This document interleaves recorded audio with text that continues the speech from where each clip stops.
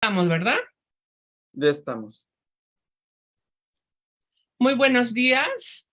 A nombre de la Coordinación de Relaciones Internacionales de la Facultad de Ciencias Políticas y Sociales de la UNAM y a nombre de las profesoras de la materia de Política Exterior de México, le damos la bienvenida a todo nuestro auditorio en este semestre, cuando estamos comenzando el ciclo de conferencias para nuestras materias, al que hemos denominado Política Exterior de México en el siglo XX, de la utopía revolucionaria al declive de la independencia relativa.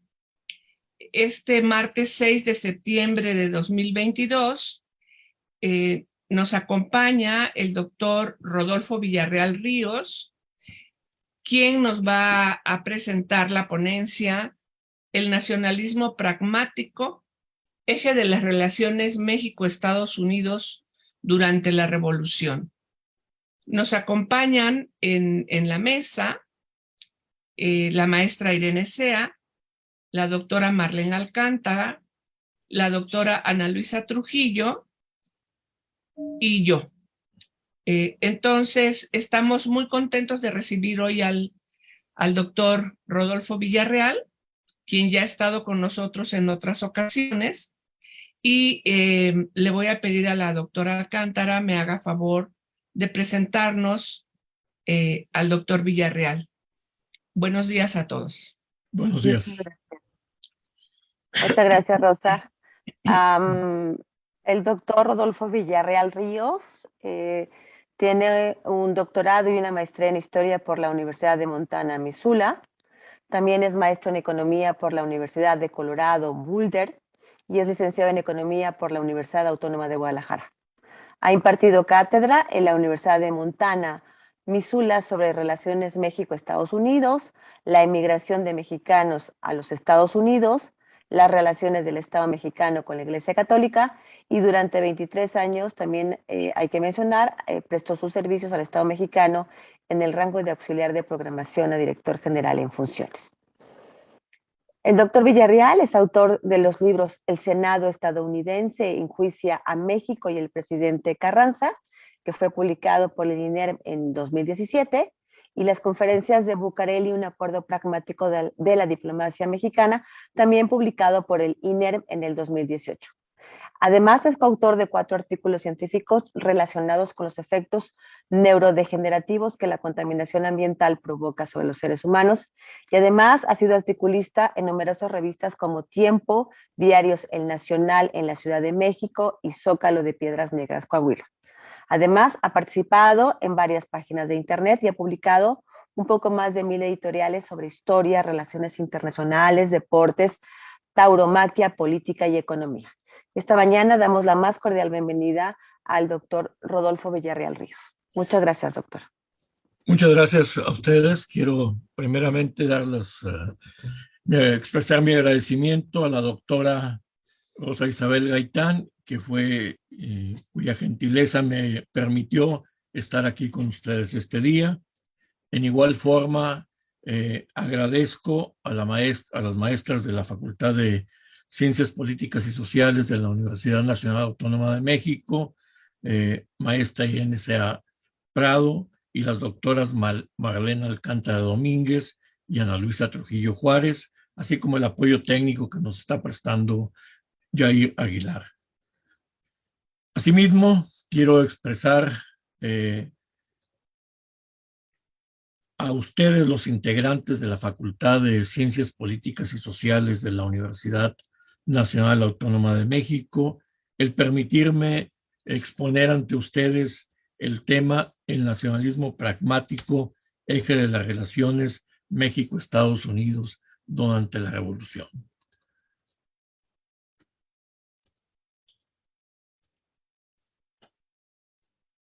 Hablar de nacionalismo pragmático es un término que inicialmente fue concebido por el historiador estadounidense Edward McNeill Farmer, quien en 1999 publicara bajo el auspicio del Fideicomiso Plutarco Elías Calles, Fernando Torreblanca, un nacionalismo pragmático, el gobierno callista en Sonora y el capital extranjero. A partir de ahí, una vez que revisé esta publicación, consideré extrapolar el concepto de nacionalismo pragmático a la forma en que los gobiernos de la revolución llevaron a cabo las negociaciones para poder entenderse con los Estados Unidos. Y en ese nacionalismo pragmático, lo que se hace es, sin dejar a un lado los intereses de la patria, se reconoce cuáles son nuestras fortalezas y cuáles son nuestras debilidades. Y en ese contexto se realizan las negociaciones, que son las que permiten lograr acuerdos. No podemos hablar de la Revolución Mexicana sin remitirnos a su origen. Ese origen, todos lo sabemos, nace de los problemas que se generan durante los últimos años, o durante el gobierno del presidente José de la Cruz Porfirio Díaz Mori, quien, si bien logró que el país creciera, no fue capaz de que eso se transformara en desarrollo.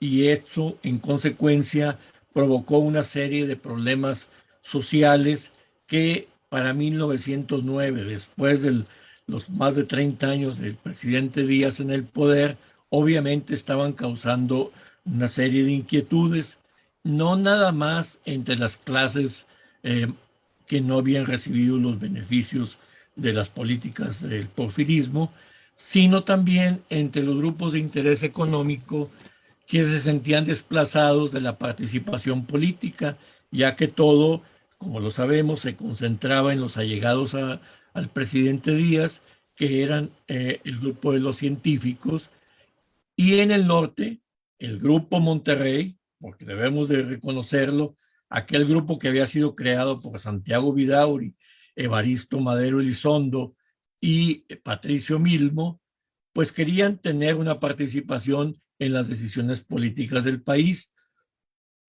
Para ello, encuentran uno de ellos, el nieto de Evaristo Madero Elizondo, Francisco Ignacio Madero González, se lanza a la palestra política escribiendo la sucesión presidencial y en ese momento se presenta como candidato opositor a el presidente Díaz. Durante las elecciones de 1910 se suscitan toda una serie de problemas que ya habían sido previstos por el presidente Díaz cuando en octubre de 1909 se entrevista con el presidente estadounidense William Howard Taft y en cierta forma le pide apoyo para la elección que se realizaría en 1910. La foto que aquí vemos corresponde a esa reunión y es interesante observar cómo, a pesar de las diferencias de estatura, Howard le sacaba 15 centímetros al presidente Díaz y como 40 kilos o más. Howard pesaba 165 kilos y Díaz apenas 70.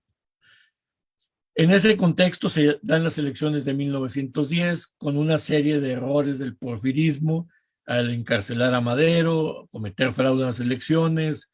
Madero huye, se instala en San Antonio y finalmente, como todos lo sabemos, de manera oficial, la lucha revolucionaria se inicia el 20 de noviembre de 1910, aun cuando realmente ahí no se da una batalla en Piedras Negras, que es donde iba a iniciar, o en Ciudad Porfirio Díaz, en aquel entonces, que es donde se iba a iniciar el movimiento revolucionario. Conforme transcurren los meses, no muchos, Porfirio Díaz, el presidente Díaz, se percata de que aquello no iba a ningún lado y era necesario preservar lo que había hecho para la modernización del país y que el movimiento armado no lo destrozara. En ese contexto, en marzo de 1911, se reúnen en New York, en el Hotel Plaza, los representantes del presidente Díaz, José Yves Limantour, secretario de Hacienda, y Francisco León de la Barra, el embajador de México en los Estados Unidos. Por parte de Madero estaba su padre, Francisco Ignacio Madero Hernández, su hermano Gustavo Adolfo, y de los revolucionarios acudía el doctor Francisco Vázquez Gómez. Si ustedes ven esta figura aquí en pequeño de Henry Lane Wilson, la razón es que Henry Lane Wilson se encontraba a 3 cuadras del Hotel Plaza. Él estaba en el Hotel Waldorf Astoria, esperando que los mexicanos lo llamaran para tomar parte en las negociaciones, cosa que no sucedió y provocó gran disgusto en Lane Wilson.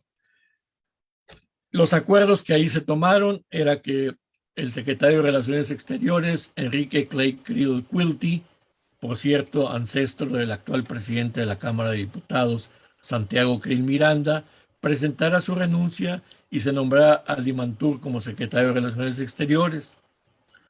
El vicepresidente Ramón Corral Verdugo, para entonces muy enfermo, declinaría el puesto, el cargo quedaba acéfalo, y en la línea sucesoria, quien ocupaba el cargo el cargo de sucesión sería Limantur, al momento que el presidente Díaz dimitiera, y una vez en interinato, Limantur convocaría elecciones y Madero sería el candidato a la presidencia.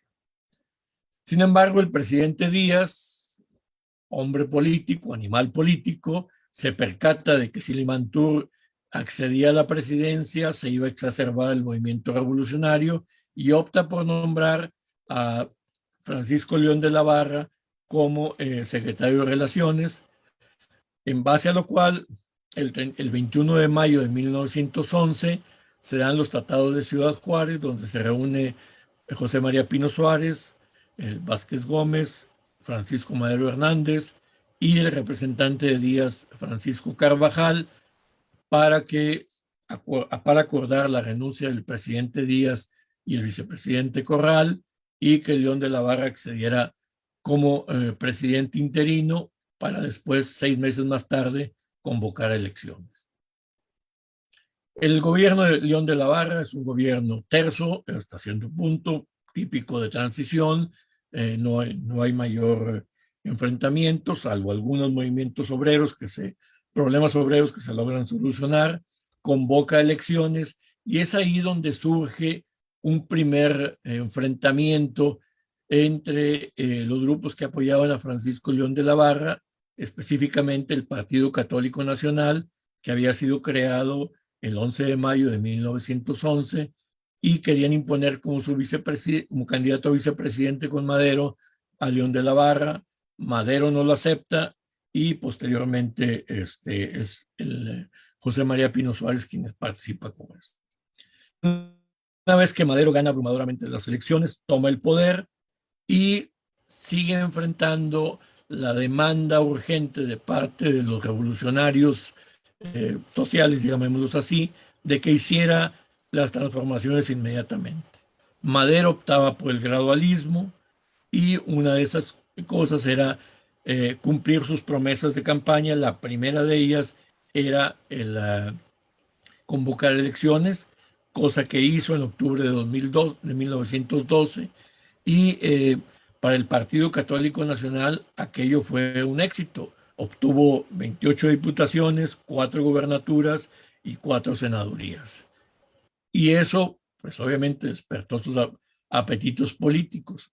Aunado a ello, en el sur, Emiliano Zapata estaba ya totalmente en contra de Madero porque sentía que no le había cumplido las promesas de cambios radicales, y lanza en noviembre de 1912 el Plan de Ayala, el original, no lo que nos han vendido después. Debemos recordar que el Plan de Ayala original, su objetivo era derrocar a Francisco Ignacio Madero, colocar como líder revolucionario a Pascual Orozco, y en caso de que él no lo aceptara, el líder de la revolución iba a ser Emiliano Zapata.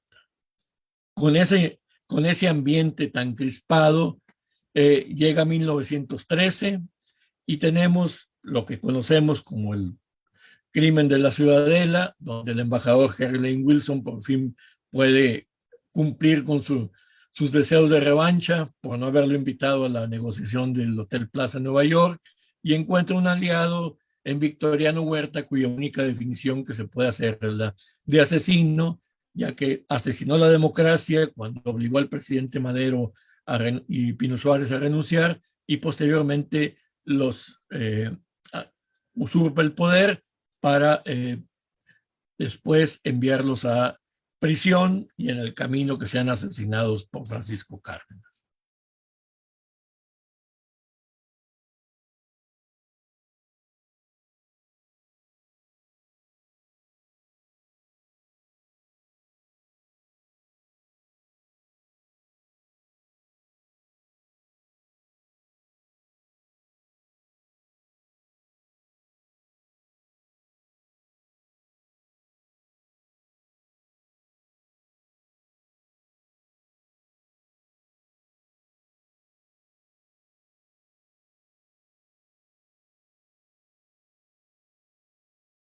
Se apagó su micrófono, doctor.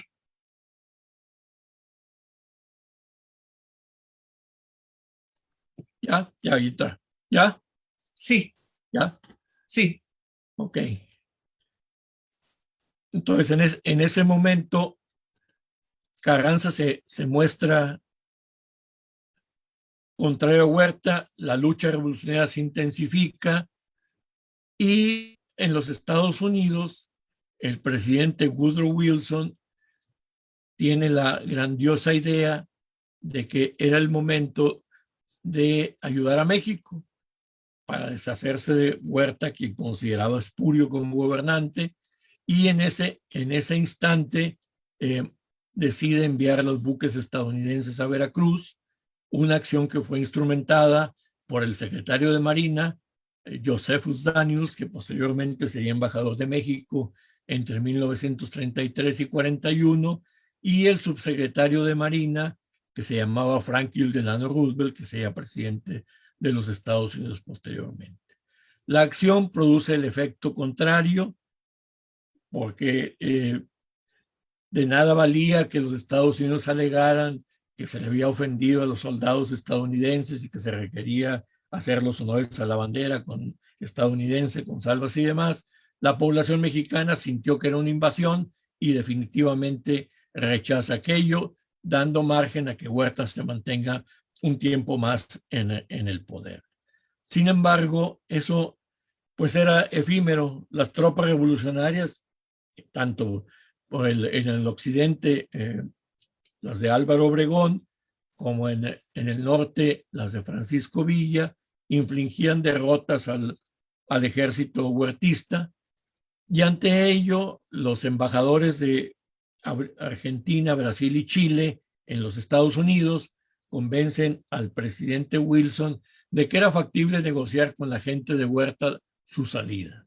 Eso se da en las llamadas conferencias de Niagara Falls, que se efectúan entre mayo y junio de 1914.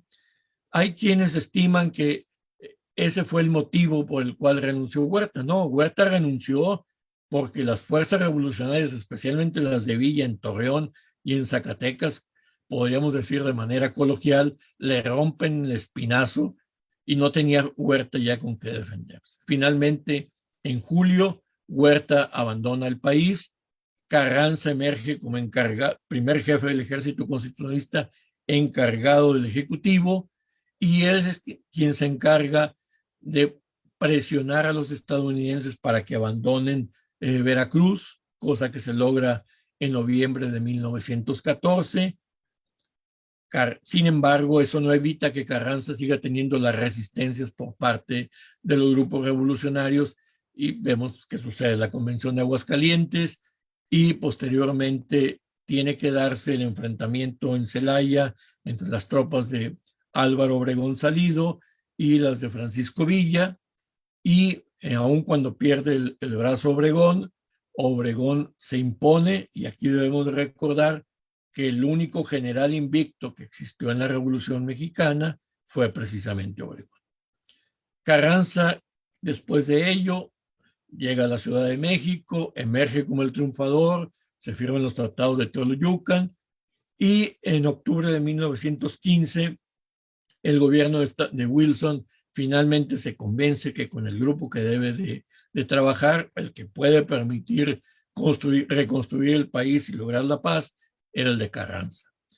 Las primeras acciones que enfrenta Carranza, bueno, pues ¿cuáles van a ser? Tenía las empresas estadounidenses en México y Carranza estaba bien consciente de que sin petróleo no podía construir el país. Impone una serie de impuestos que tienen que ser negociados con las empresas, que a su vez estaban totalmente ciertas de cuán importante era el petróleo mexicano para ellos. Ante ello, Carranza poco a poco va consolidando su gobierno. Sin embargo, Villa tenía la intención de crear toda una serie de problemas para que los Estados Unidos intervinieran en México y el ejército constitucionalista o las fuerzas de Carranza acabaran enfrentándose con él. Para eso ocasiona el problema en Santa Isabel, matando ingenieros mineros. Posteriormente invade Columbus, en una medida que, lejos de enorgullecernos, debería de avergonzarnos, porque si somos muy críticos de cuando los estadounidenses nos han invadido, en igual forma debemos de ser críticos cuando vamos y nos metemos sin ninguna razón válida, porque no era válido lo que hizo Francisco Villa, no había ningún enfrentamiento entre ejércitos, y eso da pie a la expedición punitiva, donde Carranza nuevamente tiene que negociar en el filo de la navaja, por llamarlo coloquialmente, para evitar que por un lado los estadounidenses nos invadan plenamente, les prohíbe que utilicen ferrocarriles, todo tienen que hacerlo a caballo, hay toda una serie de enfrentamientos con la población que obviamente apoyaba a Villa, la expedición punitiva al final de cuentas no logra su objetivo y durante la mayor parte del tiempo permanece en la colonia Dublán, resguardado por el ejército mexicano que no los deja moverse de ahí. La única ventaja que tuvieron los estadounidenses de ese confinamiento fue que el ejército, esas tropas, 5,000 hombres aproximadamente, pudieron prepararse muy bien y cuando se da la incorporación de los Estados Unidos a la Primera Guerra Mundial, Pershing tenía un grupo totalmente capacitado para irse a combate. Finalmente, el 5 de febrero del 17, el mismo día que la Constitución, que el Congreso Constituyente termina sus trabajos, la expedición punitiva abandona México tras de todas las negociaciones con Carranza, que la única batalla que se dio fue la batalla del Carrizal y fue cuyos resultados fueron negociados para evitar mayor daño. En enero del 17, cuando Alemania estaba ya en plena guerra mundial y buscaba aliados para poder enfrentarse a los Estados Unidos, la inteligencia naval británica intercepta el conocido telegrama Zimmerman, que todos lo sabemos, es el telegrama donde Alemania le proponía a México su apoyo para recuperar Texas, Nuevo México y Arizona, a cambio de que México se incorporara a favor de los alemanes y atacar a Estados Unidos. Si ustedes se preguntan por qué no está incluido California en eso, es muy fácil. California, los alemanes pensaban que Japón podía ocuparlo y entonces establecer toda una cabeza de playa para atacar a los Estados Unidos. De esa forma se da la incorporación finalmente de los Estados Unidos a la Primera Guerra Mundial, perdón, y en medio de todo ello, México, el presidente Carranza,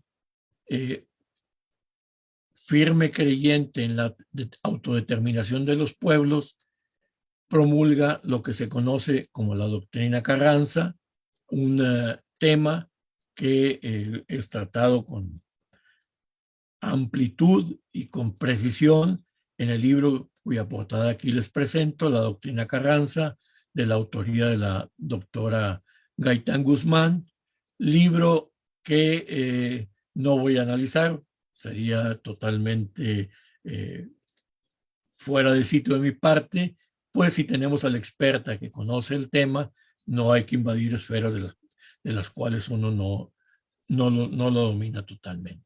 La doctrina Carranza básicamente era la oposición a la doctrina Monroe, y yo diría que específicamente, la doctora me podrá corregir si estoy equivocado, era específicamente al corolario Roosevelt que había promulgado el presidente Teodoro Roosevelt en 1903, si mal no recuerdo, y en el cual decía que las naciones latinoamericanas que no fueran capaces de convertirse en o tener un gobierno demócrata, pues en ese momento los Estados Unidos tenían todo el derecho de mandar tropas para imponerles la democracia. Finalmente, esto aparece en septiembre de 1918. En noviembre de ese año concluye la Primera Guerra Mundial con el triunfo de las fuerzas estadounidenses, emergiendo Woodrow Wilson como el gran líder. Y obviamente a los Estados Unidos inmediatamente le surge de nuevo su ambición territorial. El senador Henry Fontan Ashford de Arizona, demócrata por Arizona, promueve que se compre parte de Sonora al norte y la península de California para que el estado de Arizona tenga una salida al mar. Carranza, que no tenía espíritu pelotero, rechaza totalmente o ignora totalmente esa propuesta y se deja para la nada. En ese momento, en los Estados Unidos se da la lucha entre las fracciones republicana y demócrata.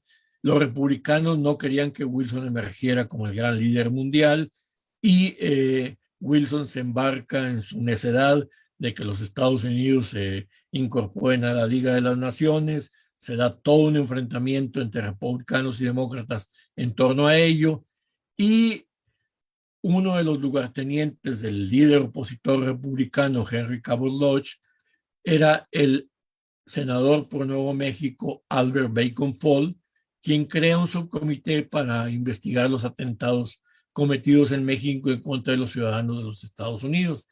El objetivo no era tanto defender a los estadounidenses, sino mostrar la incapacidad del presidente Wilson para poder controlar al país vecino, que era un país hasta cierto punto menor, y crea esta comisión junto con el senador republicano por Connecticut, Frank Bosgood Brandegee, y el demócrata por Arizona, Marcus Aurelius Smith. Esta comisión inicia sus trabajos el 8 de septiembre de 1919 y los habrá de terminar el 20 de mayo de 1920. Durante el transcurso de esta comisión itinerante, que celebra audiencias en El Paso, San Antonio, Laredo y en Brownsville, en Texas, en Tucson y Nogales, en Arizona, en Los Ángeles y San Diego, en California, y en Nueva York y Washington, se presentan 257 testigos a declarar, unos a favor, unos en contra de México. Quienes mayor expresan cosas negativas acerca de México son los miembros de la Iglesia Católica. Hay algunos periodistas que se muestran contrarios a México, pero otros por su parte, junto con los representantes de las iglesias protestantes, expresan que en México se está dando un proceso de transformación y que no hay tal ataque a los estadounidenses siempre y cuando se lleven a cabo las cosas de manera correcta. Esto lo expreso con mayor amplitud en el libro que se mencionaba al principio, que publiqué en 2017, El Senado estadounidense enjuicia a México y al presidente Carranza,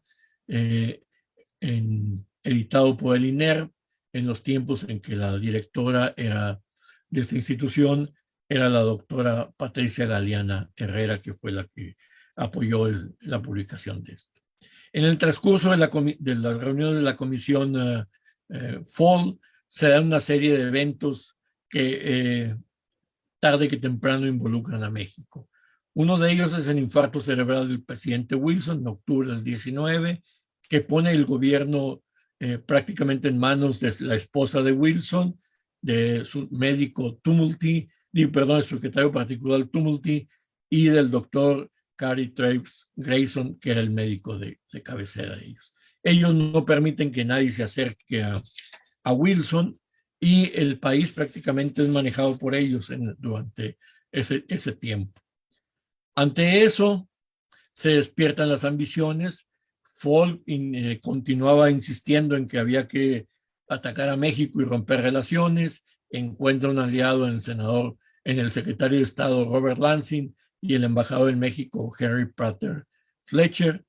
Y entre todos empiezan a hacer una serie de maniobras que iban a exhibir que el presidente Wilson estaba incapacitado y que era necesario invadir a México. Ante ello, deciden que hay otro elemento adicional que se presenta, que es el secuestro del cónsul de Estados Unidos en Puebla, Oscar William Jenkins, un secuestro muy cuestionable.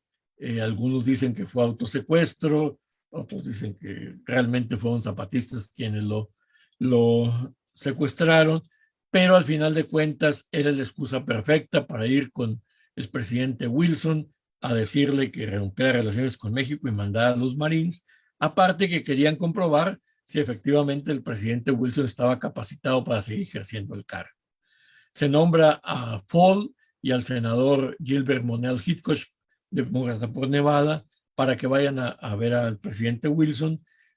Al llegar a la recámara de Wilson, porque seguía postrado, el 6 de diciembre de 1919, lo primero que se enfrentan es que llega Tumulty a anunciar que ha sido liberado Oscar William Jenkins, y a partir de ahí quedan desarmados Fall y Hitchcock y tienen que reconocer al final de la entrevista que el presidente Wilson estaba perfectamente enterado de lo que sucedía y capacitado mentalmente. ¿Y cómo se había enterado el presidente Wilson? Bueno, entre los delincuentes siempre hay un traidor, y ese papel lo hizo Robert Lansing, quien se arrepintió y trató de lavar su afrenta y le mandó toda la información al presidente Wilson diciéndole qué es lo que iban a tratar este par de fulanos con él. Mientras tanto, en México se daba la época de la sucesión presidencial. El presidente Carranza, cuya terquedad todos conocemos y la mayor parte de las veces le produjo resultados positivos, pues había ya decidido que el sucesor sería Ignacio Bonillas, porque quería un civil al frente del gobierno. Bonillas, quien era embajador de México en Washington, no era ningún hombre impreparado, era un ingeniero egresado del Massachusetts Institute of Technology, el MIT. Era un hombre que tenía un problema, estaba alejado totalmente del país, y ante ello los dos generales más importantes de Carranza, Álvaro Obregón Salido y Pablo González Garza, recordaban que en 1916 Carranza les había prometido que en la siguiente elección ellos habrían de tomar parte. Obviamente se da el enfrentamiento con estos dos generales.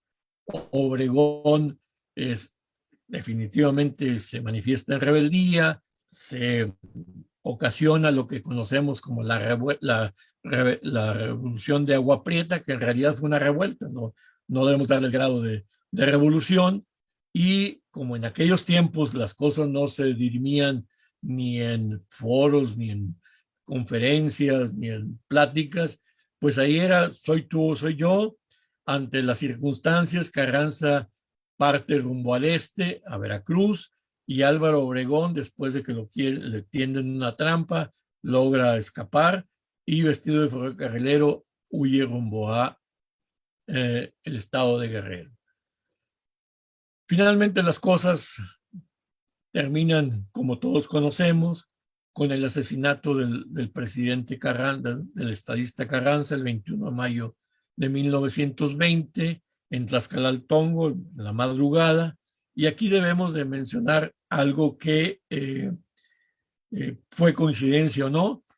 El día 20 de mayo, como lo mencionaba anteriormente, a las 2:30 de la tarde concluyen las audiencias de la Comisión Fall, y cuyos acuerdos finalmente eran pues convertirnos en un protectorado, ya que demandaban que se modificara el artículo 3, el artículo 33 y el artículo 130 de la Constitución de México, todos ellos eximiendo a los estadounidenses de cumplir con lo que ahí se establecía. Bajo esa premisa, pues obviamente nadie le hizo caso, quedó eso como simplemente un llamado a misa, fue incorporado a la plataforma del Partido Republicano para las elecciones que se aproximaban a finales de 1920. Bajo esas circunstancias, la trinca sonorense de Plutarco Elías Calles Campuzano, Álvaro Obregón Salido y Adolfo de la Huerta Marcor son los triunfadores. De la Huerta es nombrado presidente interino y cubre el periodo de junio a noviembre de ese año. Hace una labor muy importante, digamos que construye la segunda etapa de lo que sería el Estado mexicano moderno, o se encarga de la segunda etapa de lo que sería el Estado mexicano moderno, que había sido diseñado por el estadista Venustiano Carranza Garza. Pacifica el país de la Huerta y a la vez entabla negociaciones no oficiales con el gobierno de Estados Unidos para tratar de firmar un tratado de amistad y comercio. Al principios de noviembre el tratado estaba listo, pasaba obviamente por el petróleo, pero llega muy tarde y muy temprano. Muy tarde para la Huerta, que ya se iba y entregaría el poder a quien había sido electo presidente, Álvaro Obregón Salido, y el presidente Wilson ya había sido derrotado su partido, el Demócrata, con su candidato James Cox, había sido derrotado por el republicano Warren Gamaliel Harding. Bajo esas circunstancias se da el arribo de Álvaro Obregón Salido, quien obviamente, como lo menciono, no aceptaba firmar un tratado de amistad y comercio que había sido arreglado por su antecesor, y aparte él arguía que no firmaría tratado alguno mientras no se lograra el reconocimiento por parte de los Estados Unidos. En los Estados Unidos, el presidente electo era Warren Gamaliel Harding, un personaje poco conocido, poco estudiado en México, si acaso se le menciona por todos los escándalos de corrupción que se dan en ese país durante su gobierno, y para entonces el principal promotor de que se reanudaran las relaciones con México, que se le reconociera al gobierno mexicano, porque la Huerta nunca fue reconocido como presidente, dado las circunstancias bajo las cuales llegó, era Albert Fall, el senador por Nuevo México, quien había sido nombrado secretario del Interior. Respecto a Fall, cabe mencionar al calce que de su actuación como secretario del Interior habría de convertirse en el primer funcionario del gobierno estadounidense que sería condenado a prisión. Eso sucedería posteriormente por un escándalo, por el T-Dom escándalo que sucedió por un tráfico con terrenos petroleros. Pero volviendo a 1921, la relación entre Obregón y Harding de manera no oficial era muy intensa, se estaban dando toda una serie de intercambios epistolares, y a la vez en 1921 el secretario de Relaciones Exteriores, José Alberto Pani Arteaga, estaba y envió un proyecto de tratado de amistad y comercio al secretario Charles Evan Hughes, y ese se fue retrasando porque no contestaba Hughes inmediatamente a lo que pasaba. Luego cuando lo responde, en México se tarda. Finalmente llegamos al año de 1922, cuando México estaba requerido de obtener créditos. México no tenía crédito, no tenía acceso, no era un gobierno reconocido. Se crea un comité de banqueros presidido por Thomas W. Lamont. Obregón decide enviar a su secretario de Hacienda, Adolfo de la Huerta, a negociar ese acuerdo que se logra, se reconocen deudas, se logran reducir las mismas de 1,000 a 500 millones, se acuerda cómo serían los pagos del servicio de la deuda se emiten bonos mexicanos que eran muy cuestionables, porque quién iba a comprar bonos de un país que no estaba reconocido, y entonces pues corrían el grave riesgo de quedarse con papel sin valor en la mano. Finalmente de la Huerta logra este acuerdo con Thomas Lamont, y bueno, todo el mundo pensó que ya de la Huerta traía reconocimiento en la bolsa, así lo anunció la prensa de aquel tiempo. De la Huerta se convierte en el hombre del momento, todo apuntaba que él sería el sucesor del presidente Obregón. Aquí está el decreto mediante el cual se acepta, ante el gobierno mexicano, publica el acuerdo el 30 de septiembre del 22.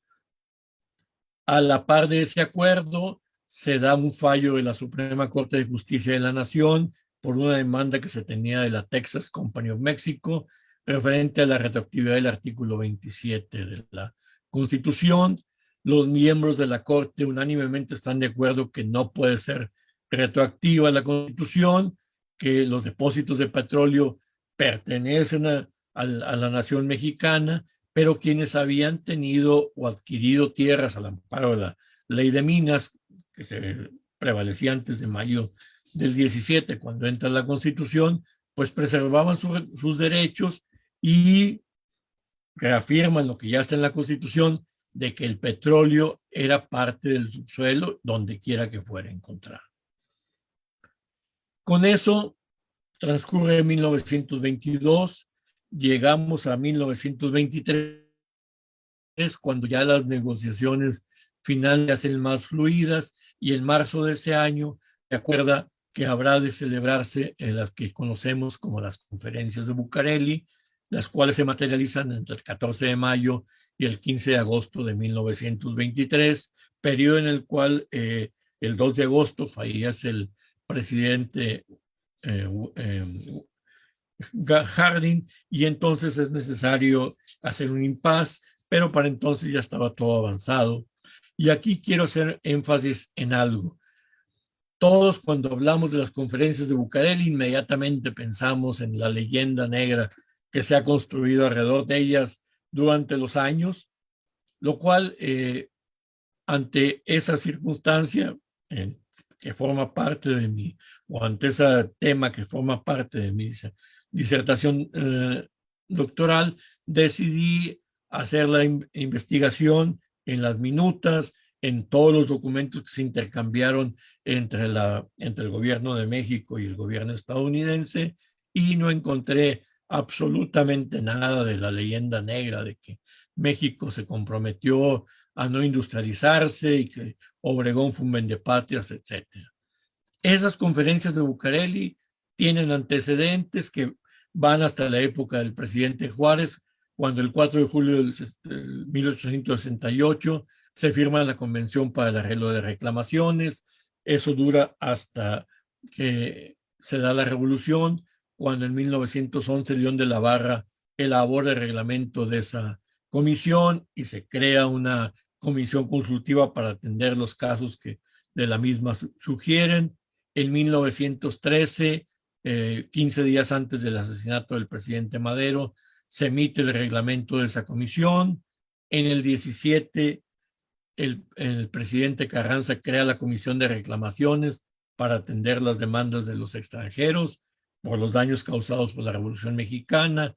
Se reconocen 13 millones de dólares como lo que se debía pagar, estableciéndose que quienes hicieran esos reclamos no deberían de solicitar el apoyo de sus gobiernos. Y a finales del 19, el presidente Carranza firma el decreto para establecer dicha comisión de reclamaciones. Todo ello lo plasmo también en el libro que me editó el INER en los tiempos de la doctora Galeana, las conferencias de Bucareli, un acuerdo pragmático de la diplomacia mexicana. Una de las leyendas negras es que los acuerdos nunca se publicaron. En la Convención Especial de Reclamaciones se publica el 23 de febrero de 1924, una vez que habían sido aprobados en diciembre de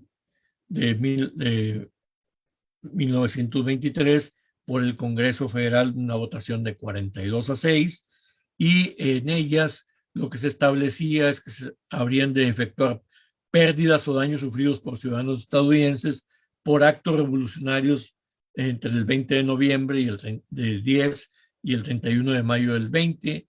Al final se pagaron 5.4 millones de dólares, y en el caso de la Convención General, que fue aprobada en febrero 1 del 24, se publica en el Diario Oficial el 2 de abril, y en ella se establece arreglar y ajustar las reclamaciones de los ciudadanos desde lo que haya sucedido el 4 de julio de 1868 hasta antes de la Revolución. Al final, el monto a pagar fueron 40 millones de dólares que se concluyeron de cubrir en 1955. Como vemos, no hay nada fuera de unos pagos por reclamaciones de daños y perjuicios.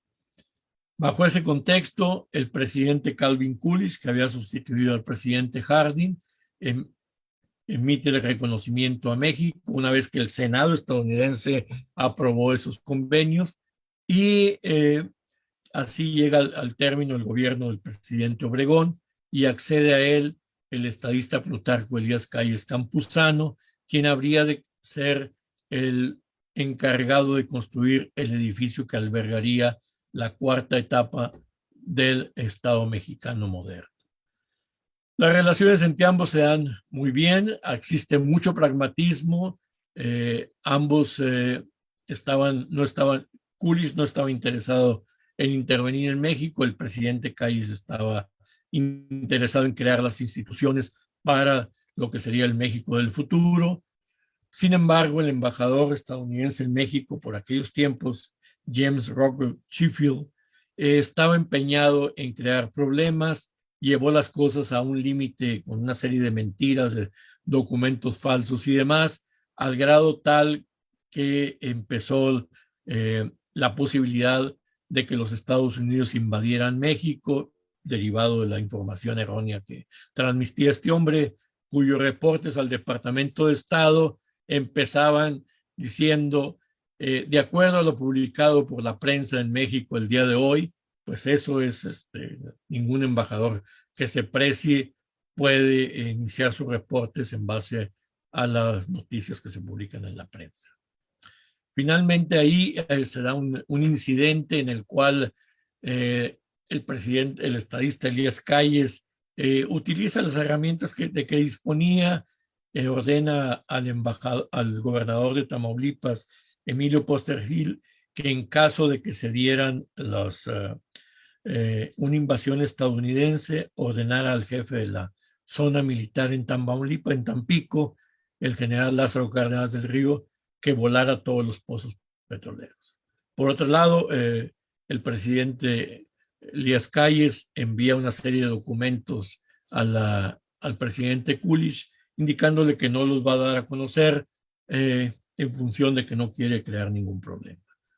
Coolidge finalmente nombra como embajador en México a el financiero Dwight Whitney Morrow, quien a mi parecer es el mejor embajador que hayamos tenido en toda la historia de nuestro país.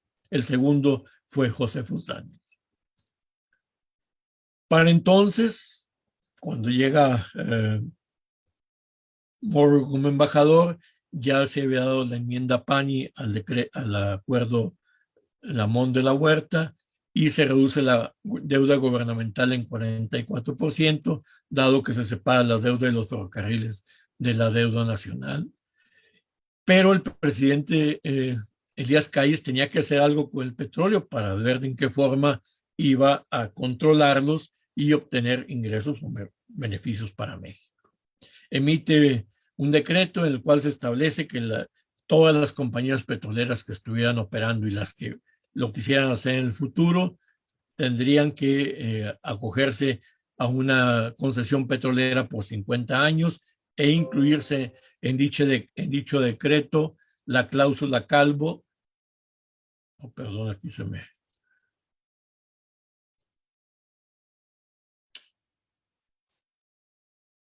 la cláusula Calvo, en donde ninguna empresa extranjera o ningún extranjero podría solicitar el apoyo de su gobierno en caso de un problema.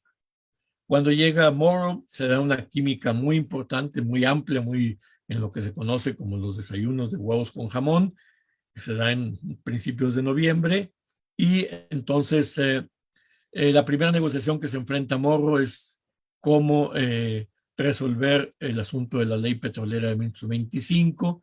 La Suprema Corte emite un fallo diciendo que no se requería invocar la cláusula Calvo. Nuevamente ratifica que el Estado mexicano es propietario de todos los recursos que se encontraban en el subsuelo, y quienes habían adquirido la posesión de las tierras previo a la entrada en vigor de la Constitución del 17 serían continuando su operación hasta que así lo decidieran, y solamente las nuevas serían por 50 años. El otro asunto que tenía México en ese momento era el conflicto religioso. Y antes de venir a México, el embajador Morrow ya había tomado sus precauciones. Este conflicto religioso no era tan espontáneo como pudiera parecer, era parte de un proyecto que desde principios de siglo se le había encargado al sacerdote jesuita Bernard Bergoen, quien había construido todo un andamiaje político para que la Iglesia Católica tomara parte en las decisiones políticas o en las decisiones de gobierno del país.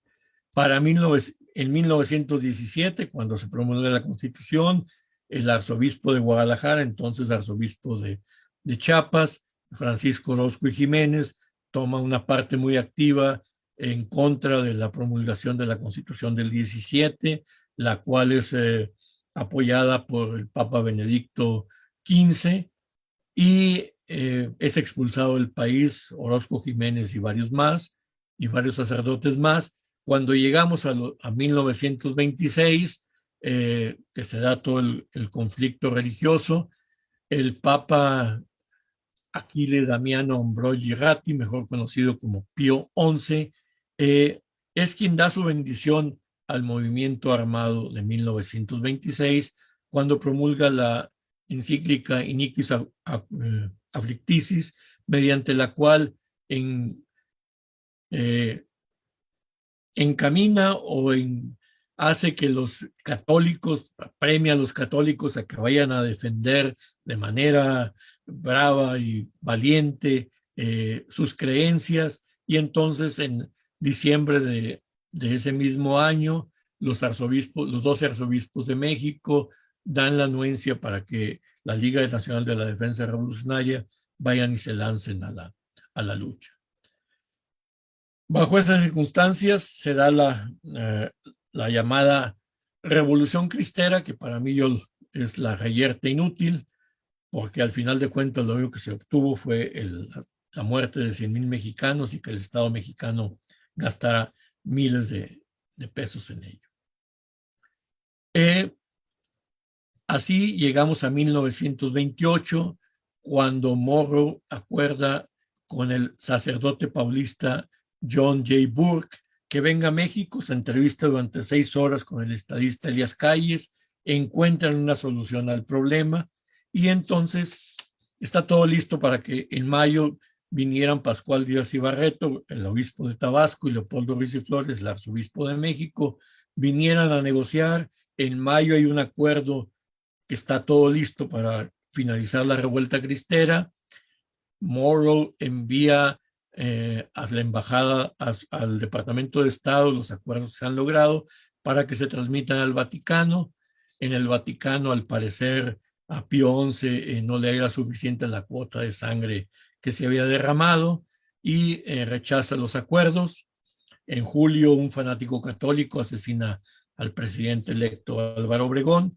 Y bueno, la razón por la cual Pío XI no estaba muy preocupado por México en ese momento es que tenía en curso las negociaciones con esa alma de la caridad, que era el duce italiano Benito Mussolini, a quien alababan por todas formas, mientras criticaban al estadista Elías Calles, y no sería hasta febrero del 29 cuando se firman los tratados de Letrán, en donde nace el Estado Vaticano, cuando Pío XI vuelve la vista a México y finalmente en principios de junio destituye a Burke como el negociador principal y nombra a Edmund Aloysius Walsh, quien era el vicerrector de la Universidad de George Washington en los Estados Unidos, al calce de este hombre, de lo que este hombre vino a hacer a México en 1929.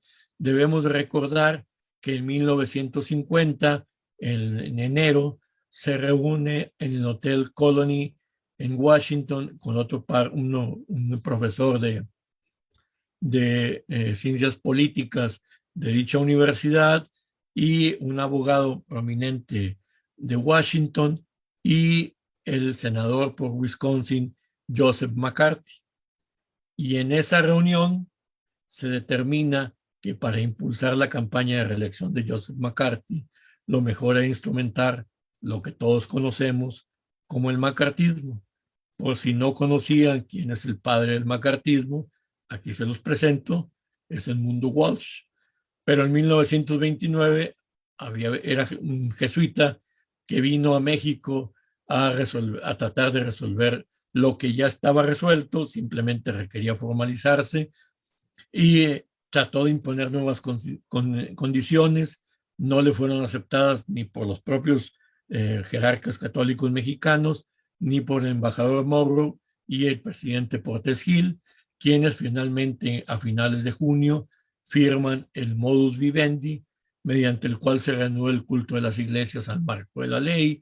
El gobierno dice que no pensaba en ninguna forma de destruir iglesia alguna, registrará a quienes sean miembros o a quienes sean nombrados por los jerarcas católicos. La educación será laica, no se permitirá que se imparta religión en las escuelas, pero sí en las iglesias o en los centros que ahí se encuentren. La Constitución garantiza el derecho de petición y los ministros de iglesia pues, podrían hacer uso de él.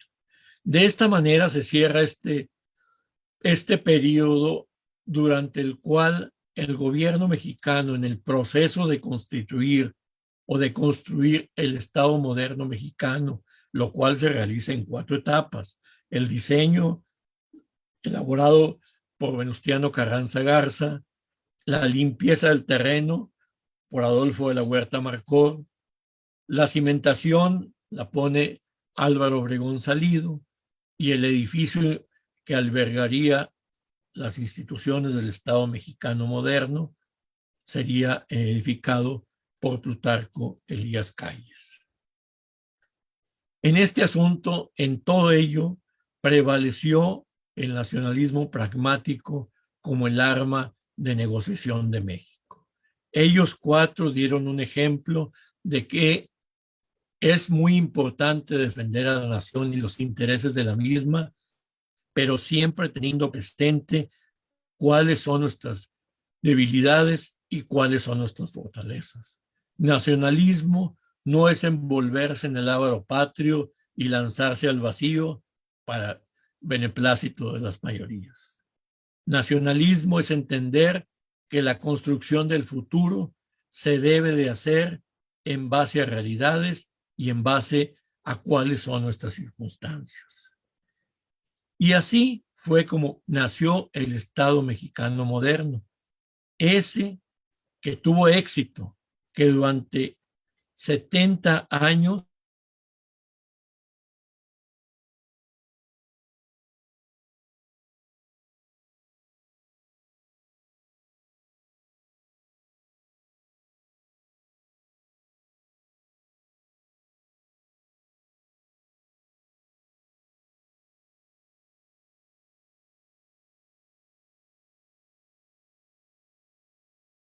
No lo estamos escuchando, doctor.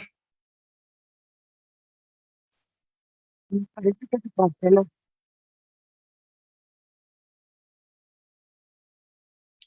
Dejamos de escucharlo unos minutos, bueno, unos segundos. Se apagó su teléfono, su micrófono, doctor.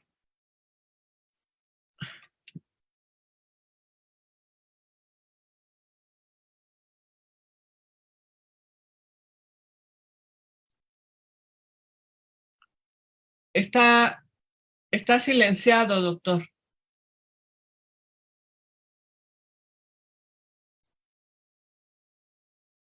Tiene que abrir su micrófono de nueva cuenta.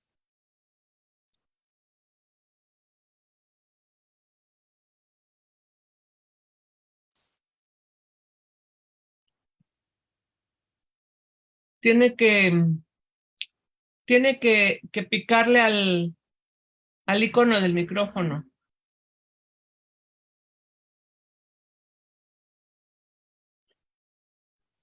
Ahí está ya.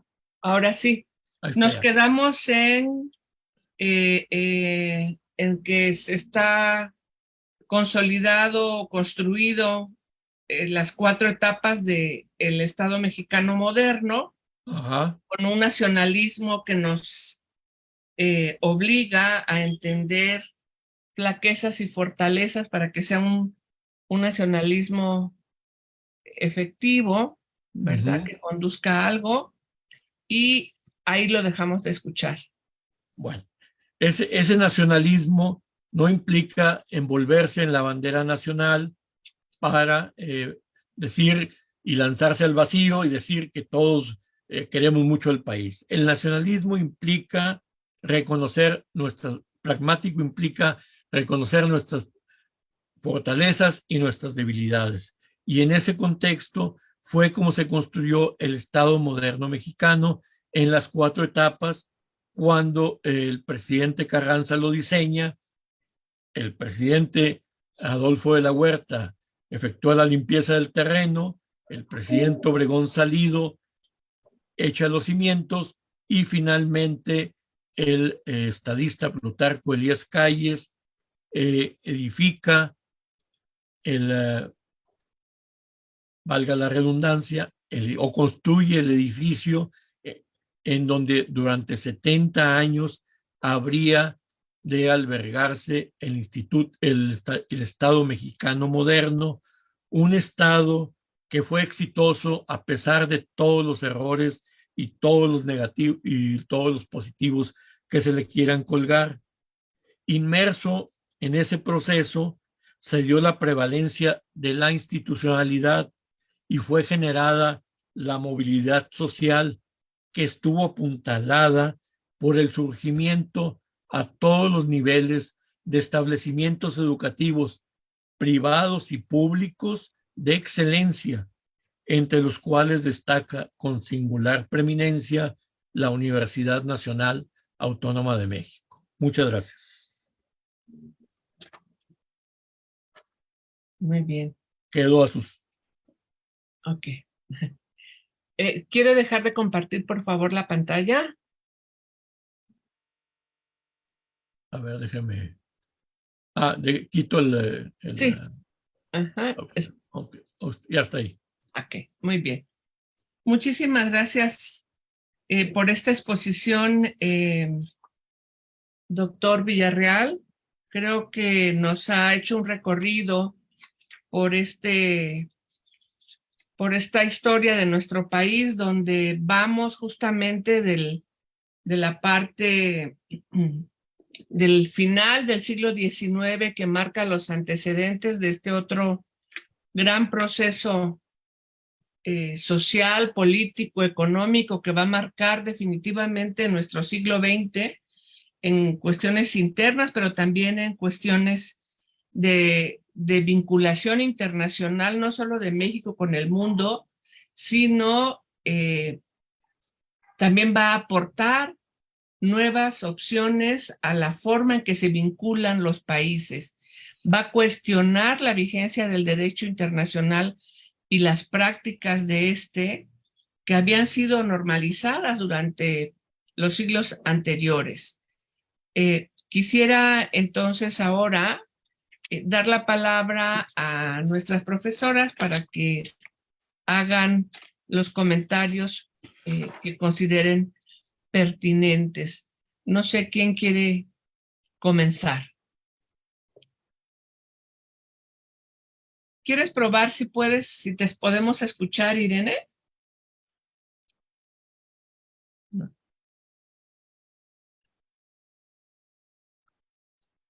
No, no te escuchamos. Ok. Entonces, no sé, Ana Luisa, si quieres comenzar tú.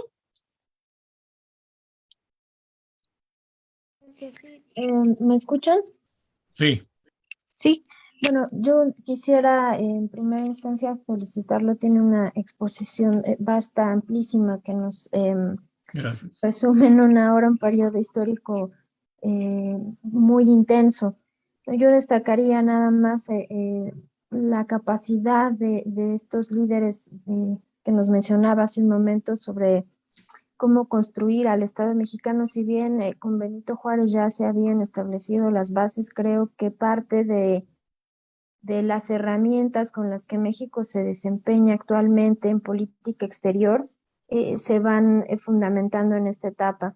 Eh, Creo que también es importantísimo destacar la relación con Estados Unidos, los conflictos, ¿no? Desde este momento se consolida ya Estados Unidos como el actor principal o el socio, el, este, la contraparte principal de México, ¿no? También por un poco la cuestión del petróleo que se comienza a ver como una prioridad.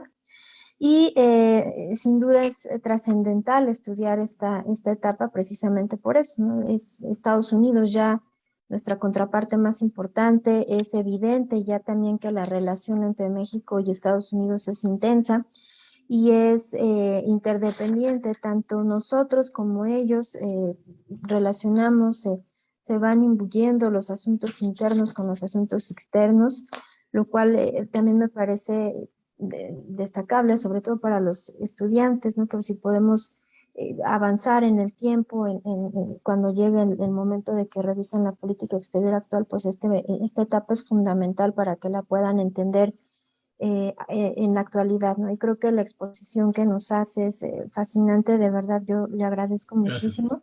Muchas gracias. Bueno, dejaría mi primer comentario hasta ahí. Muchas gracias. Gracias, doctora Trujillo. Doctora Alcántara, por favor. Yo también me congratulo por la exposición de esta mañana. Recuerdo hace algún tiempo que el doctor nos acompañó también para la presentación de los temas sobre sus textos de los tratados de Bucareli, ¿no? Y creo que al igual que lo que acaba de comentar ahora Rosa Isabel y Ana Luisa, digamos, esta exposición en términos de todo lo que pasa en este periodo que va desde el inicio de la revolución o finales del porfiriato hasta prácticamente finales de la década de los 20, es este proceso que inicia, como usted bien lo menciona, con esta última etapa de conformación del Estado Nacional, ¿no? Que finalmente significará digamos, este futuro o este planteamiento sobre el cual México no solamente nace al siglo XX como un nuevo Estado Nacional o el Estado Nacional moderno, como usted mencionaba, pero también fincando las relaciones exteriores del país y recordándonos nuevamente la importancia que tienen los Estados Unidos en el marco de las relaciones exteriores, ¿no? O particularmente en el marco de la política exterior.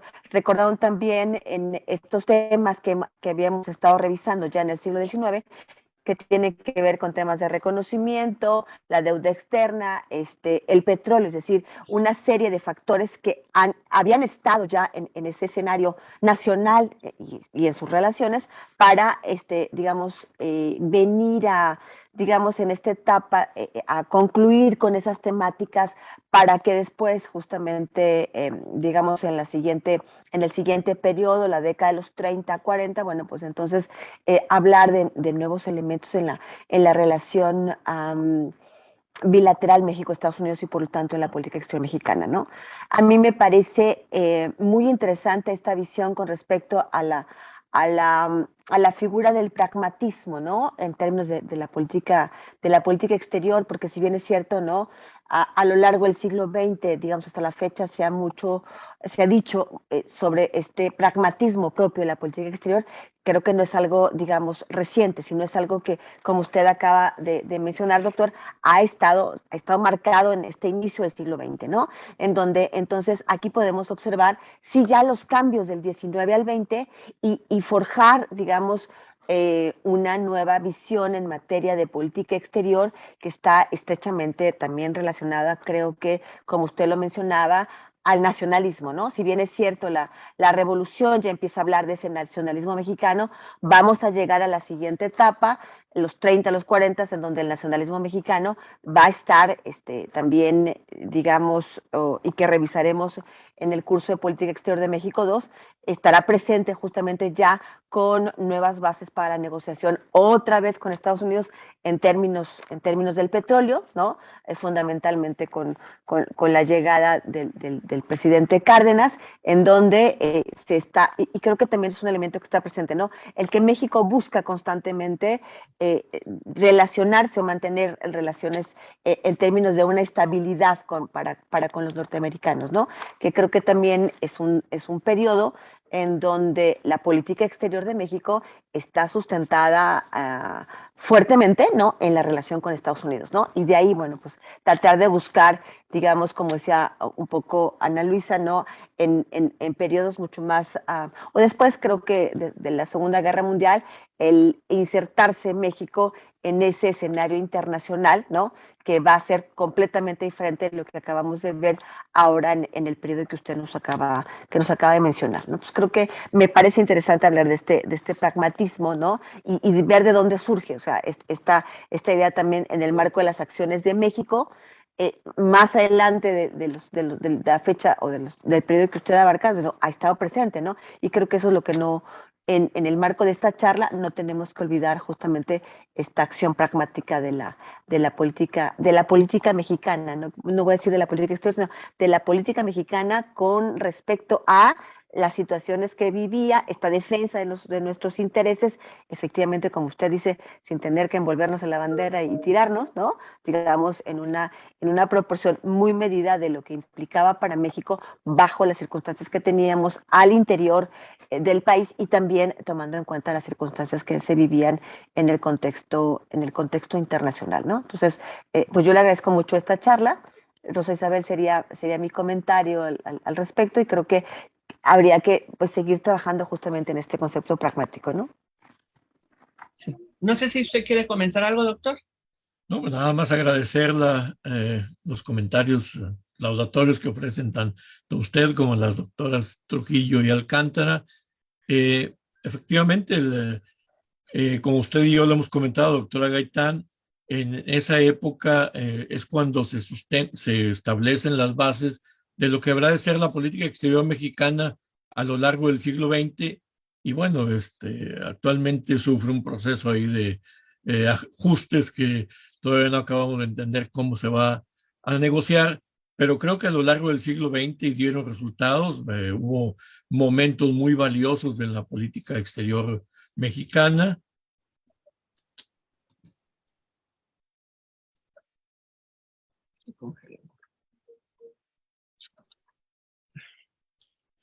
Hubo momentos muy valiosos en la política exterior mexicana a lo largo del siglo XX y bueno,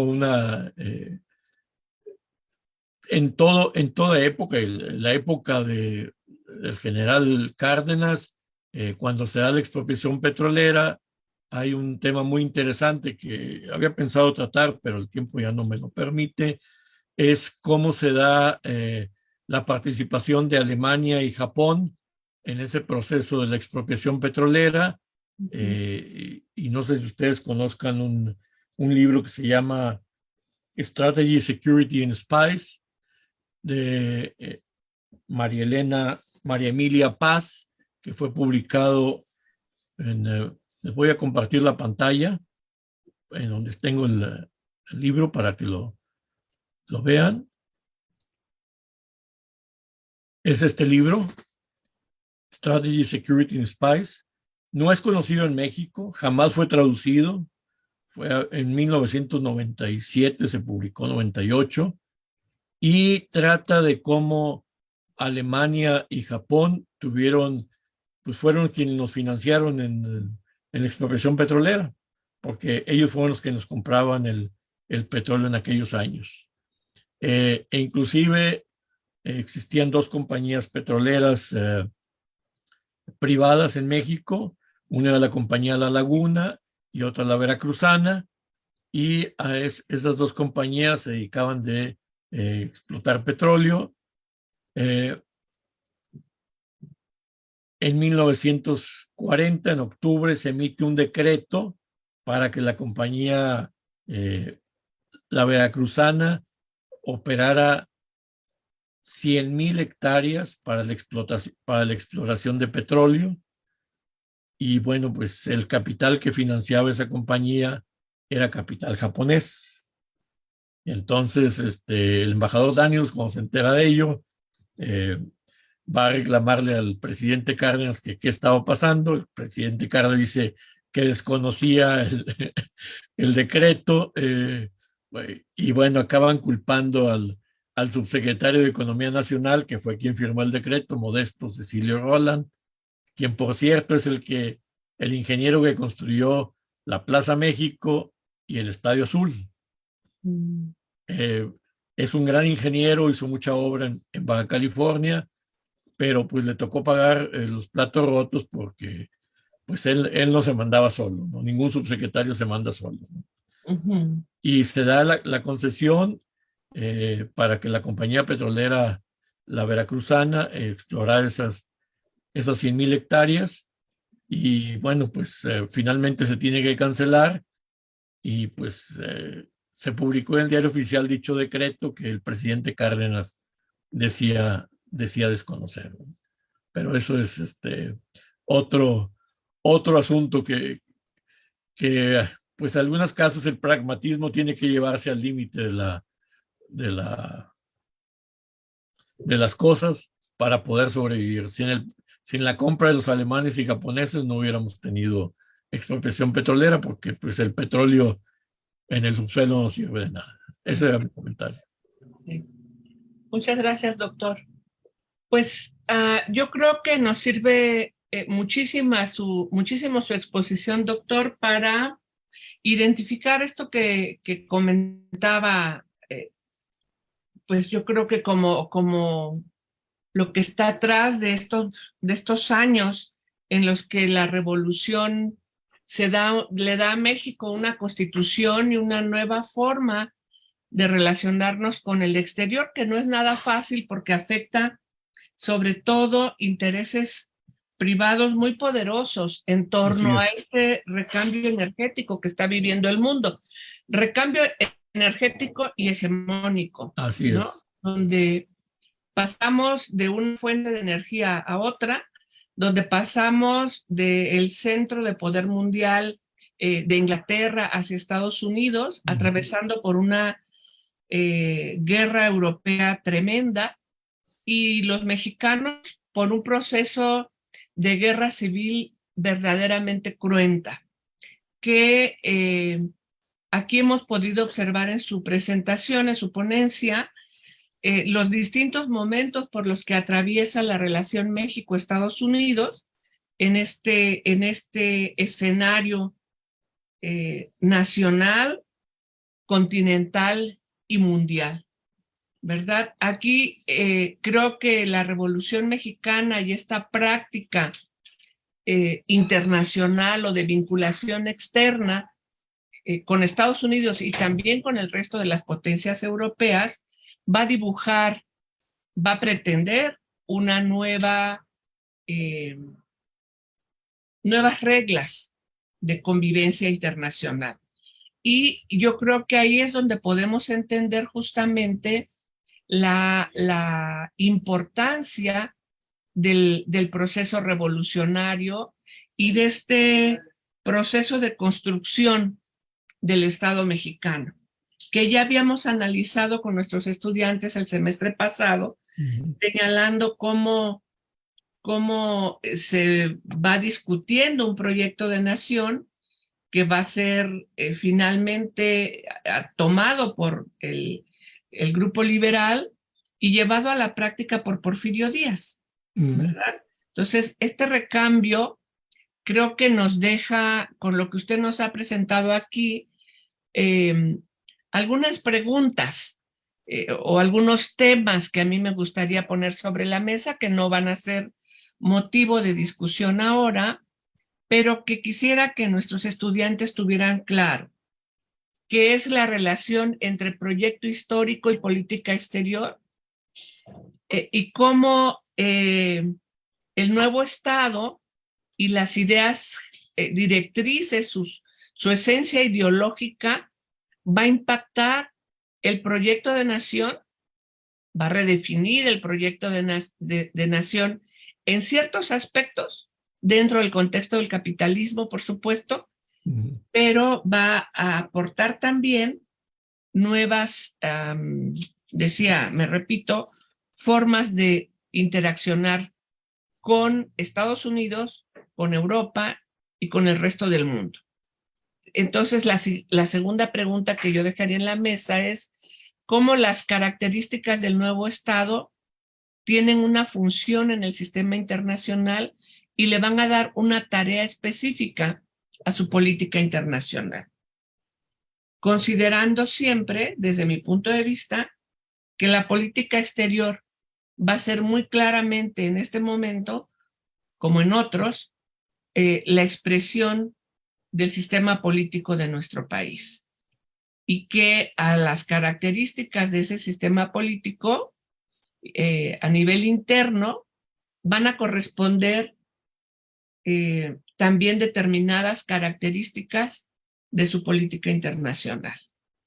Yo creo que lo que usted nos ha planteado aquí, doctor Villarreal, nos especifica, nos aterriza muchos de los momentos en que esto que yo estoy aquí planteando puede ser apreciado a través de las acciones de los actores de la construcción del Estado mexicano y de los que formulan y ejecutan la política exterior.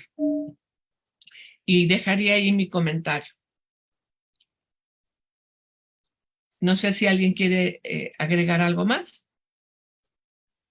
Yo también creo que interesante de la presentación que hizo el doctor Villarreal es la gran cantidad de actores que a veces no percibimos más allá, a lo mejor, de los presidentes, los embajadores norteamericanos que tuvieron una labor o prácticas, digamos, importantes o interesantes, ¿no? En la defensa también de sus propios intereses. Creo que esto es algo que nos lleva justamente a la mejor a la revisión de estos actores, a los primarios y a los secundarios, a los que vemos, porque hay detrás todavía, ¿no? Muchos agentes que también forman parte del cambio en el marco del proyecto del modelo de nación en México, en el propio Estados Unidos, o que desde Estados Unidos interfiere en este modelo de nación del que tú hablabas, y con ello justamente los cambios en materia de política externa, ¿no? Y eso entonces también me hace vincularlo con la otra temática que traemos en el marco de la materia, que son los personajes que desde México han hecho o participado justamente en la política exterior de México. Entonces, creo que la presentación que hoy nos hace el doctor, que no solamente está afincada en estos temas, ¿no? Que refieren a la materia, sino también en el interés de muchos personajes que yo supongo serán del interés de nuestros estudiantes para conocer, ¿no? Más allá en el marco de las acciones, bueno, pues quién está y quién nace también, forma parte de estos temas de política exterior. Eso sería mi comentario. Sí, y justamente voy a aprovechar para promocionar la siguiente charla que va a dar justamente la doctora Alcántara sobre la actividad diplomática de Luis Cabrera en el marco de la construcción de la política exterior del constitucionalismo a principios del siglo XX, ¿no? Que además después va a ser un importante sistematizador del pensamiento de Venustiano Carranza y de su práctica internacional. ¿no? Entonces, pues ese es el día 13 de este mes. Están todos invitados. Pues no sé si quisiera cerrar con algún comentario, Ana. Pues nada más ahondar un poco en lo que bien señalaba sobre este nuevo orden internacional a partir de la Primera Guerra Mundial y de la incursión de Estados Unidos ya como una gran potencia, ¿no? Que sin duda pone condiciones nuevas a nivel internacional, pero también hay que decirlo, es aprovechado por México de una manera eh, positiva, porque no es lo mismo la política exterior que ejercía México durante el siglo XIX a la que empieza a ejercer a principios del siglo XX, con una posición más firme, con un ordenamiento, a pesar de la cruenta guerra de la revolución, pero sin duda hay mucho más campo de acción, mucho más visión de hacia dónde se quiere llevar al Estado mexicano y cómo la política exterior puede funcionar para ello. Y creo que, como mencionaba en mi primera intervención, es importante detectarlo en este momento porque es a partir de entonces cuando México se inserta a la escena internacional ya como un país importante, ¿no? Dada su eh, presencia geográfica, la cercanía con Estados Unidos por ser puerta de América Latina.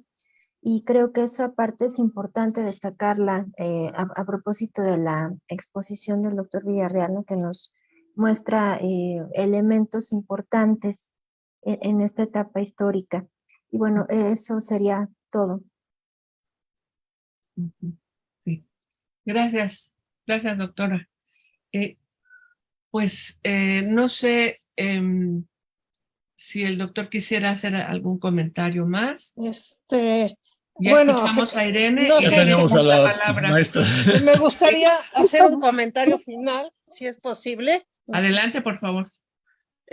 Bueno, me pareció muy interesante, sobre todo la parte que creo que es su contribución en cuando usted habla de un nacionalismo pragmático, ¿no? Creo que ese es el meollo de su conferencia, ¿no? Y aquí en este nacionalismo pragmático, creo que tiene un papel fundamental, pues los miembros, bueno, diría la Secretaría de Hacienda y la Secretaría de Relaciones Exteriores, ¿no? Son ellos los que de alguna manera se hacen posible, obviamente, bajo la dirección de Calles, en su momento dado de Doncella Carranza, o sea, vía pacífica, vía la negociación, que finalmente, pues México obtenga para sí el manejo de los recursos naturales, ¿no? O sea, porque aquí no hay confrontación si hay amenaza por parte de los Estados Unidos, y obviamente en México no se puede poner a Sansón con las patadas, ¿no? Entonces yo creo que aquí es el papel y que habría que analizar un poquito más. Me gustó que ponderara el papel de los embajadores estadounidenses, Sheffield Morrow. O sea, yo también estoy de acuerdo que Morrow fue uno de los mejores, pero también había que ponderar,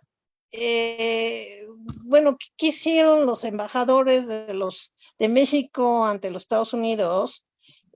Los secretarios de Estado, de Relaciones Exteriores, en fin, ¿no?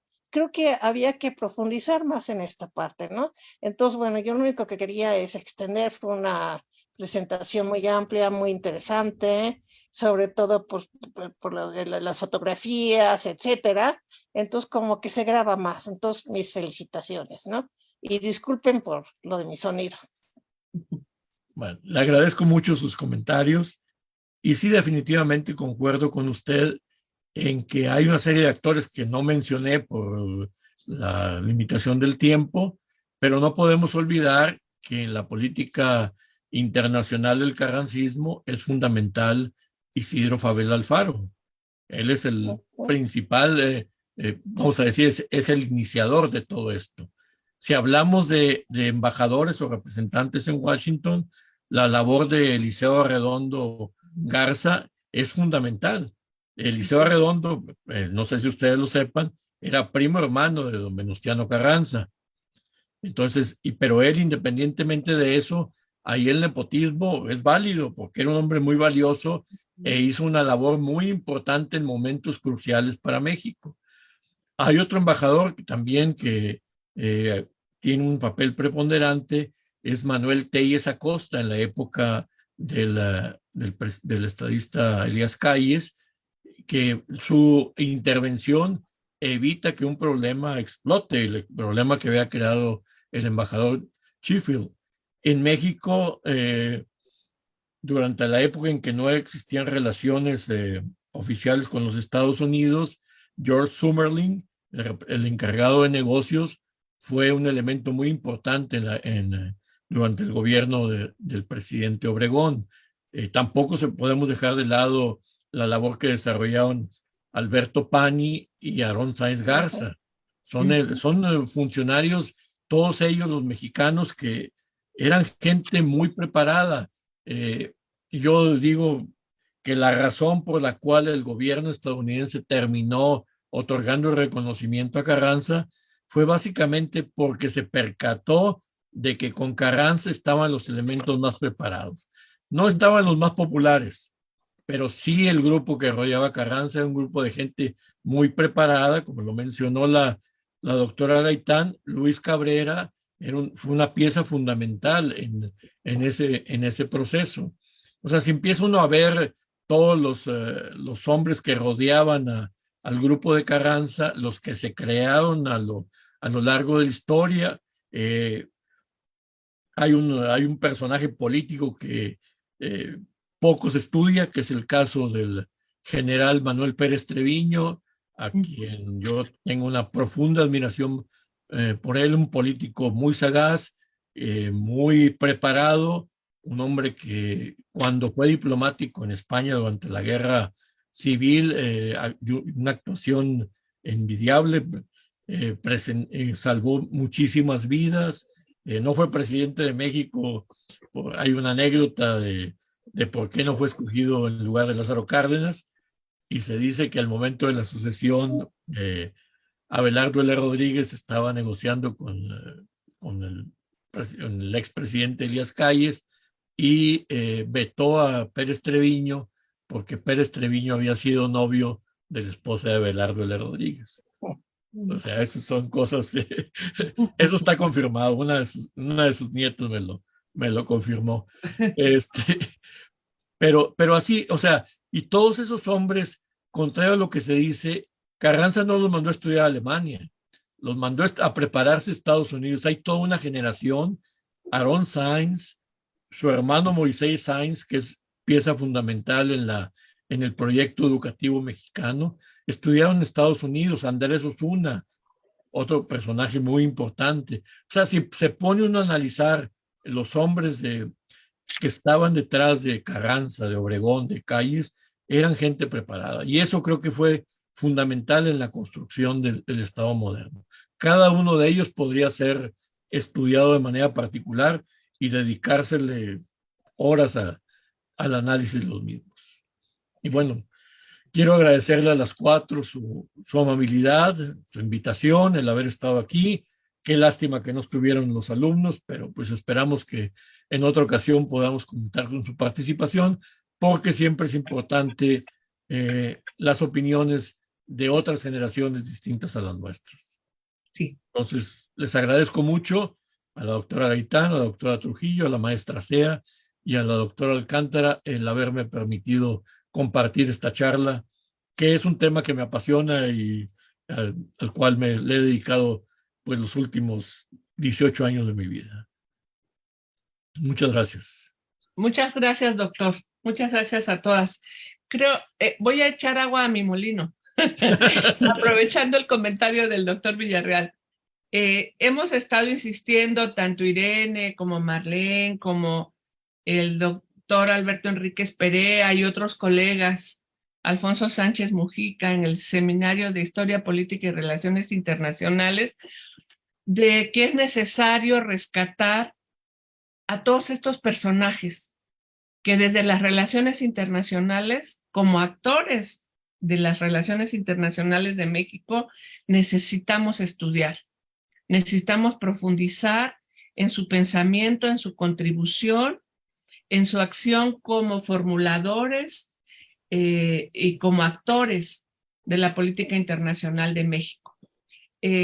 Lo hacen, por ejemplo, los países desarrollados, ¿no? Con los recursos que tienen para dedicarle a la investigación, y tienen películas sobre sus presidentes, sobre sus principales personajes históricos, y nosotros tenemos que remar contracorriente, pero tenemos que hacerlo también. Es una invitación y es un compromiso académico que yo me he echado a cuestas, que nos hemos echado a cuestas, y que pues es una invitación. Yo creo que el doctor Villarreal hace mucho en ese sentido, con su trabajo periodístico fundamentalmente. Gracias. Y bueno, pues aquí estamos, ¿no? En eso. Yo agradezco a la vida haber estado en la UNAM y haber tenido a profesoras como Rosa María Romo, como Irene Sea, como el doctor Orozco, y otros, Sergio Colmenero, ¿no? Que me condujeron a ese amor por mi país y a ir a los archivos y a buscar y bueno, pues hacer una mínima contribución por lo menos en ese sentido. Así que me congratulo de lo que aquí se ha dicho y pues agradezco nuevamente al doctor Villarreal y a las colegas que esta mañana estuvimos en la mesa. Agradezco al secretario técnico de la Coordinación de Relaciones Internacionales y a la propia coordinación de la Facultad de Ciencias Políticas para poder llegar a nuestros estudiantes y al público interesado en esta mañana. Muchísimas gracias. Muchas gracias.